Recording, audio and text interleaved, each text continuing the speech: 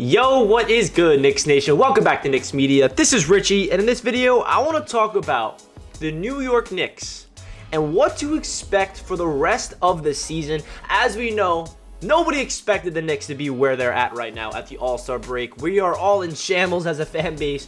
What happened to these Knicks? Last year, we went to the 4th seed. We all know what happened in the offseason. We all thought that we can potentially, get back to the playoffs, maybe get into the second round. The expectations were high. Unfortunately, the expectations were not met. And now here we are talking about the Knicks potentially tanking. I absolutely hate that I have to make this video, but the unfortunate reality of the New York Knicks situation right now is this. Should the New York Knicks tank for the rest of the season, or will the New York Knicks tank for the rest of the season? I want to give you guys my thoughts about the whole tanking situation when it comes to the New York Knicks and what to expect for the rest of the season when it comes to rotations and all that stuff. I did make a video a couple days ago about my expectations of the rotation, so if you guys want to check out that video, I'm not going to get too deep into who I'm expecting to get more minutes, who's going to get less minutes, who's going to be out of the rotation, who's going to be in the rotation, because Derrick Rose and RJ Barrett are expected to be back after the All-Star break. So if you want to check out that video, I'll leave it down below in the description. I'm not going to dive too deep into who's going to be playing or not in this video. I'm just simply going to give you my thoughts about the whole tanking concept for the New York Knicks, because us as Knicks fans, we're very familiar with the concept of tanking for better draft picks. When a season goes down south, but in the second half of the year, there's no reason to play, there's no reason to win, because what's the point? Let's just tank and get a better draft pick. And in this video, I'll give you my thoughts of all that stuff, because I have a very interesting opinion when it comes to tanking, especially for the New York Knicks. So before I hop into it, I also want to mention, if you guys are new to Knicks Media, please make sure you smash that subscribe button. I got a lot of Knicks content coming your way all the way throughout the rest of the season, and of course carrying over into the off season. And if you want to check me out over on Instagram and Twitter, that is at nyknicks_media. And please do not forget to thumbs this video up. I greatly appreciate that. So let's get right into the video, guys. This is the first question I want to ask you. Should the New York Knicks tank the rest of the season? Now, what does that mean? What does tanking the rest of the season mean? I see a lot of Knicks fans on Twitter. I see a lot of Knicks fans all over the place. We all have our big time opinions of what the New York Knicks should do for the rest of the year.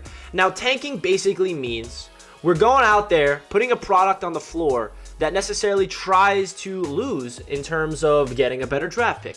Now, I have always been against tanking. I've never in my life rooted for my team to lose on purpose for better draft position. Because the one year where it was kind of acceptable, and a lot of Knicks fans were on board, like, all right, our team's kind of trash. There's some generational talent in the draft. Let's lose and let's get a better draft pick. And how many times, guys, have we went through seasons where the New York Knicks were bad and we're trying to get a better draft pick? We go into the lottery, and what happens in the draft lottery? It brings back PTSD, it brings back nightmares for me personally. We've never in our life ever won the lottery in terms of we're slated here and we never go either a couple picks higher than where we're supposed to be or the same pick. It's always lower. So that's why tanking, for me personally, with the NBA structure of the NBA lottery, makes absolutely no sense to me personally, because there's no guarantee that you're going to be able to get a better draft pick based on losing. You can be the 13th worst team in the league and still end up with a top 5 pick. That's how the draft lottery works, and that's why it never makes sense for me personally as a Knicks fan to root for my team to lose on purpose. The New York Knicks are going into the second half of the season with Tom Thibodeau as a Knicks head coach, and a lot of Knicks fans want him gone. And as I'm recording this video, it does not seem like Tom Thibodeau will be going anywhere anytime soon, barring any crazy circumstances where James Dolan and the Knicks are like, okay, Tom Thibodeau, we're pulling the plug. Let's give the reins to Johnny Bryant. But I just do not expect this Knicks team right now structurally to go out there and put a product on the floor to lose on purpose. That's just not realistic in my eyes. What I want to see the Knicks do is basically play the kids. Give the young players opportunities to play. And no, that's not necessarily tanking. I want the Knicks young players to go out there and try to win ball games and try to make the play-in tournament. I feel like that is the best case scenario for the Knicks for the rest of the season. Giving Deuce McBride minutes he deserves, because he's just killing it in the G League and he deserves NBA minutes. Giving Quentin Grimes a big-time piece to the puzzle of this rotation, becoming a starter full-time. Cam Reddish getting his minutes. Obi Toppin getting way more minutes than just 5 or 8 a game. Manu quickly getting more clutch time minutes over Alec Burks. This is what every single Knicks fan wants for the rest of the season, because right now we're what, 2.5 or 3 games behind the 10 seed, which is the last seed in order to make the play-in tournament. So that's what I'm trying to ask you guys. Do you rather the Knicks completely tank on the season, not even try to make the play-in tournament? Do you prefer them not to? Because the big situation that the Knicks have to, surface right now is if they go out there and play the same rotation with Alec Burks and the veterans that we've been seeing for the past couple of weeks, and say they do make the play-in tournament, and say we make a little bit of noise, and say we win a play-in game, and then we lose, and then we're out, that might show the front office that there's a little glimmer of hope. And that's my biggest problem right now, because I do not want the Knicks to go all in for the play-in tournament with the veterans that they have on the roster right now, and then all of a sudden the front office feels like, oh, we could run this team back again next year. That's the biggest fear I have, because simply what Leon Rose and the front office did this past offseason, we can tell that this team does not play good basketball together. They're individually talented. Evan Fournier is a gifted scorer in this league. I think we can all say that. Yes, he's hot and cold. He's very inconsistent. But when Evan Fournier's on, he is on fire. And he's an individually talented basketball player. Julius Randle, we all know what he's been doing this year. Started off the season terribly. The whole mentality of handling the New York media and the pressure has been getting to Julius Randle's head of being that #1 option in New York. He finished off going into the All-Star break on fire, averaging around like 28, 29 points per game, had a triple-double. So Julius Randle's been playing really good basketball, but the problem with that is it's not been translating to any victories.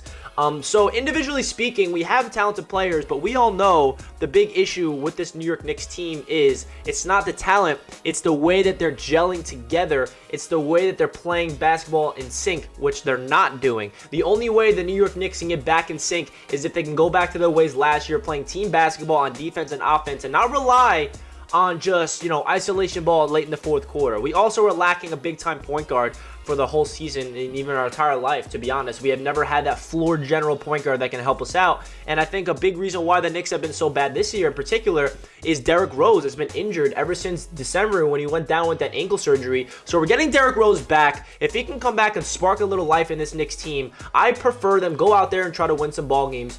But I really hope that is with the young players like Deuce McBride, like Cam Reddish, like Quentin Grimes, like RJ Barrett. Obviously, he's not going anywhere. And Obi Toppin and Emmanuel Quickley. That's where I'm at right now. Like, I don't think they will tank this season. I do not think that's in the Tom Thibodeau's mindset at all. He's trying to fight for his job. I don't think that's in the Leon Rose's perspective. I don't think that's in any of the Knicks base at all.